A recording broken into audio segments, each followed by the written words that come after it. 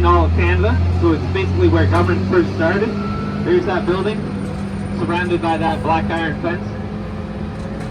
And also trace of how outside. And when I say on the right hand side, I mean the white building that looks like a church. Not to be confused with Mary's African cuisine. They have nothing to do with each other. That stands for Liner Guards, the eye could see, with military barracks, where all the soldiers would live back in the day. Now we're going to take a right hand turn. We're going to see this gentleman and this lady here by this sign. Hello!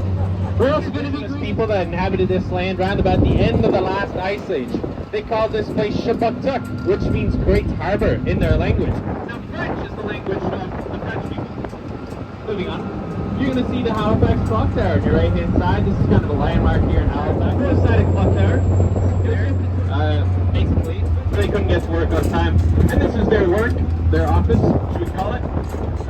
Fort George, the bit of death. A 14-foot drop all the way down to the bottom. And it sounds a bit ridiculous, finish you off. And that was that. Which is there. You can see it not flying in the wind for some reason. No wind, I guess. In the city of Halifax for over 10 years. And we just simply haven't seen her since. That's probably good, because she was from Ontario. Ask it. Where we're going to go to on our tour, in the water. They use a series of flags, signals, and lanterns to communicate. Not what makes it Victorian. Well, musical instrument in a soundproof chain. You guys ready? Yeah! We're going to make a big splash! Here we go!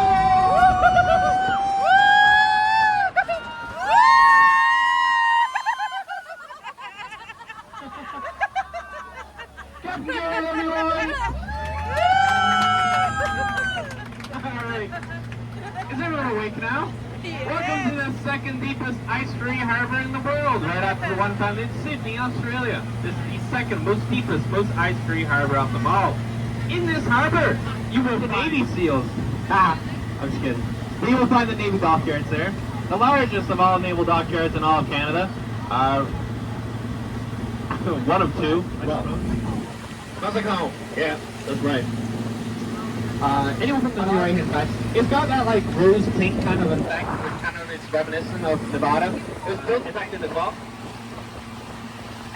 The engineers and architects installed geothermal cooling here for the very first time. It was an experimental process, but well, Sao Paulo, Brazil. There's one other person with them. 1749 residential apartment. Really nice boat. It's built in 1936, which is the same year my grandmother was built as well. She loves that joke. And geared towards as well. It was used for the pink stripe on the ship. That's the CSS Acadia. That's the ship that has survived the Halifax explosion. It signaled in one of the ships involved called the Mont Blanc, which is the ship that exploded and killed so many people. For more on that later. Now on the stern or the aft of the ship there, you'll find the K-181, the ensign there. That is the HMCS Sackville. It is the Halifax Canadian ship, Sackville. It is the last remaining Flower-class corvette in the world. The last of 130 of those identical ships that were used for the Second World War to recreate that historical moment.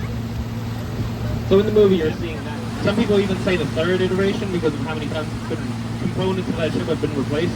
The Navy over there, that's the Wolf-class ship. My father used to work on those, no longer. That's the island itself. In that island, it's open for tours as of about 5 years ago. This is really cool. Check it out. They've rebuilt military tunnels underneath. Any explosion ever recorded in the history of ever. Until the bomb that was dropped in Hiroshima in 1945. That was a nuclear atomic bomb, right? But nuclear bombs, those are big explosions, of course. But they so in the midst of the First World War, as you all know, right? Canada was at war for like 3 years prior to this, and so it was heavily steaming on the inbound side of the harbour, on the Dartmouth side, the right side of the harbour. When they hit to collide and cause a metal scraping, commies came out of the water and then wiped onto the shores of Dartmouth and onto the shores of Halifax as well. And for a second, you could see all 200 feet down into the harbour, 200 feet of ground. Hello.